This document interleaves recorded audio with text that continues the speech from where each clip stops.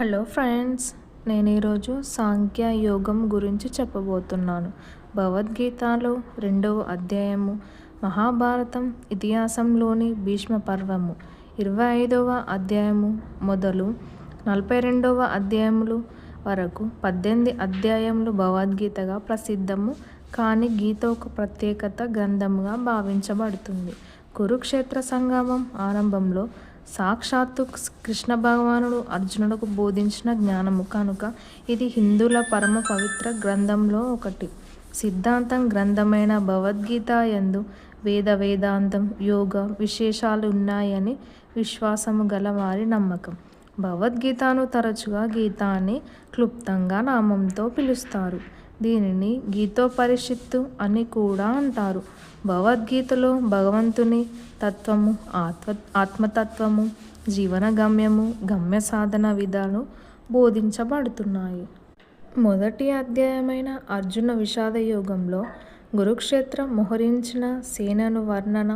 వారిని చూసి అర్జును మనసు వికలం కావడం, తాను యుద్ధం చేయలేనని అర్జునుడు అనడం చెప్పబడినాయి. అర్జునుని విషాదం ఈ 2 అధ్యాయమైన సాంఖ్యయోగం ఆరంభంలో కొనసాగుతుంది. చివరి వరకు అతను నీవు తప్ప నాకు వేరే గతి లేదు, నాకు ఏది మంచిదో ఏది చెడ్డదో తెలియజేయడం లేదు అని శ్రీకృష్ణుని శరణాగతికి పొందెను. అప్పుడు కృష్ణుడు అర్జునుడికి చేసిన ఉపదేశమే ఈ సాంఖ్యయోగము. సాంఖ్యయోగాన్ని క్లుప్తంగా గీత అని కూడా అంటారు. భగవద్గీతలో కొన్ని అధ్యాయాల్లో జ్ఞానము, కొన్ని అధ్యాయాలలో కర్మము ప్రధానం కలిగి ఉన్నాయి. అయితే సాంఖ్యయోగంలో ఎందుకంటే ఇందులో జ్ఞానము, కర్మ కూడా తెలియజేయబడుతుంది. అన్నిటికంటే పెద్ద అధ్యాయం కూడా ఇదే. అర్జునుని శరణాగతి. అప్పుడు శ్రీకృష్ణుడు, ఇటువంటి సమయంలో నీకు ఎటువంటి ఆలోచన ఎందుకు కలుగుతుంది అన్నాడు. కానీ అర్జునుడు, నేను గురువులను, పూజ్య సమానులను ఏ విధంగా చంపగలను? అయినా ఎవరు గెలుస్తారో చెప్పలేము కదా. నాకు దుఃఖం ఆగడం లేదు. నేను నీ శిష్యుణ్ణి, నాకేంది మంచిదో నీవే చెప్పు అంటూ యుద్ధం చేయను అంటూ చాతకీల పడిపోయాడు. అప్పుడు శ్రీకృష్ణుడు, అర్జునునితో దుఃఖించరాదని కోసం బాధపడుతున్నావు. తెలిసిన వాళ్ళెవ్వరూ గతం గురించి గాని వర్తమానం గురించి గాని బాధపడరు. అయినా నువ్వు ఈ రాజుల గతంలోనే ఉన్నావు, భవిష్యత్తులోనూ ఉన్నావు. బాల్యము, యవ్వనంలో, ముసలితనంలో ఎలానో మరణించి మరో దేహాన్ని పొందడం కూడా అలాగే. సుఖదుఖాలు శాశ్వతం కావు. ఇది బాధించిన వారు మోక్షానికి అర్హులు. ఆత్మ లక్షణాలు.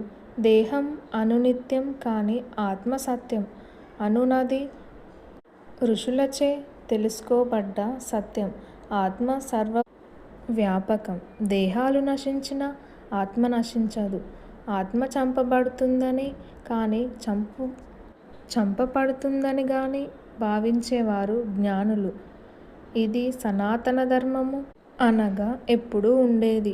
మనము ఎలాగైతే చినిగిపోయిన పాత బట్టలు వదిలి కొత్తవి వేసుకుంటామో అలాగే ఆత్మ నిరూపణ యోగమైన శరీరం వదిలి కొత్త శరీరాన్ని ధరిస్తుంది. అగ్ని కానీ, గాలి కానీ, నీరు కానీ, ఆయుధాన్ని కానీ ఆత్మను ఏమీ చేయలేవు. ఈ విషయాలు తెలుసుకున్నవాడు దుఃఖించడు. పుట్టిన శరీరం చావక తప్పదు, మరలా పుట్టక తప్పదు. దీనికి బాధించడం అవసరం లేదు అని దేహాలను ఆత్మ ఉంది. క్షత్రియులకు యుద్ధ ధర్మం శ్రేష్టం. నీవు దయచేసి యుద్ధం మానాలని చూసే వాళ్ళందరూ నీవు పిరికి తనంచే చేయలేదని అనుకుంటారు. అపకీర్తి వస్తుంది, అమర్యాద పాలవుతావు. శత్రువులను చులకన చూస్తారు. మరణిస్తే స్వర్గం, గెలిస్తే రాజ్యం పొందుతావు.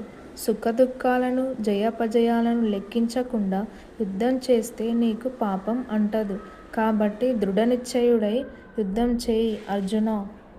నిష్కామ కర్మ. ఇప్పుడు నేను చెప్పబోయేది ఏ కొంచెం ఆలోచించినా గొప్ప ఫలితాన్ని ఇచ్చి సంసార భయాన్ని దాటగలవు. ఇందులో నిత్యమైన బుద్ధి మాత్రమే ఏక కారణంగా ఉంటుంది. కొందరు స్వర్గ ప్రాప్తి ప్రధానమని తలచి ఆ కర్మలనే చేస్తూ నిశ్చయమైన ధాన్యం కానీ బుద్ధి కానీ లేక జనన మరణాలు పొందుతారు.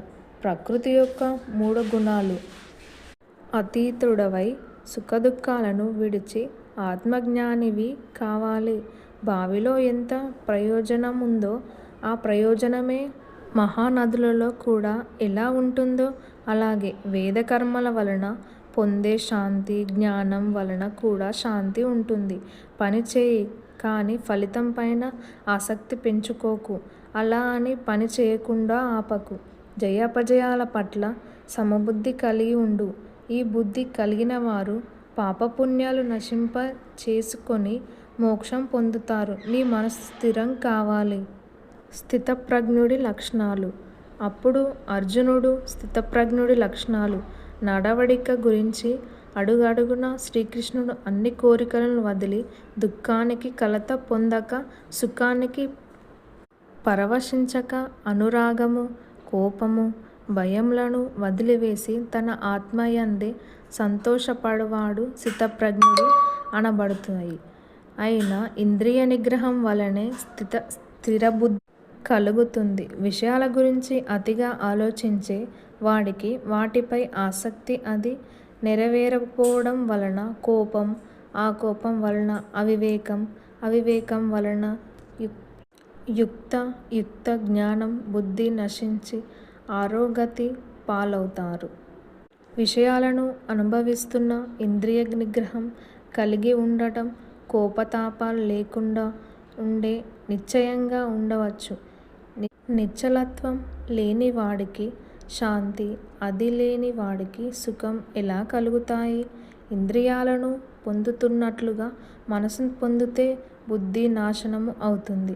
ఇంద్రియ నిగ్రహం కలిగిన వాడే స్థితప్రజ్ఞుడు కలగడు. లౌకిక విషయాలందు నిద్రలోనూ సామాన్యులను పట్టించుకొని ఆధ్యాత్మిక విషయాలందు జ్ఞాని మెలకువలోనూ ఉంటాడు. సముద్రంలోకి ఎన్ని నీళ్లు చేరినా సముద్రం ఎలా ప్రవహిస్తుండగా గంభీరంగా చలించక దాటకుండా ఉంటుందో అలానే స్థితప్రజ్ఞుడు తనలోని ఎన్ని కోరికలు వచ్చినా ప్రశాంతంగా ఉంటాడు. అహంకారాన్ని, కోరికలను వదిలి ప్రశాంతంగా ఉండే ఇటువంటి వాటి పరిస్థితిని బ్రాహ్మస్థితి అంటారు. ఈ స్థితిని ఎవరైతే జీవించి ఉండగానే పొందగలడో అతడే బ్రహ్మ నిర్వాణ పదాన్ని పొందుతాడు. మా వీడియోస్ నచ్చినట్లయితే లైక్ చేయండి, షేర్ చేయండి, కామెంట్ చేయండి. Please subscribe my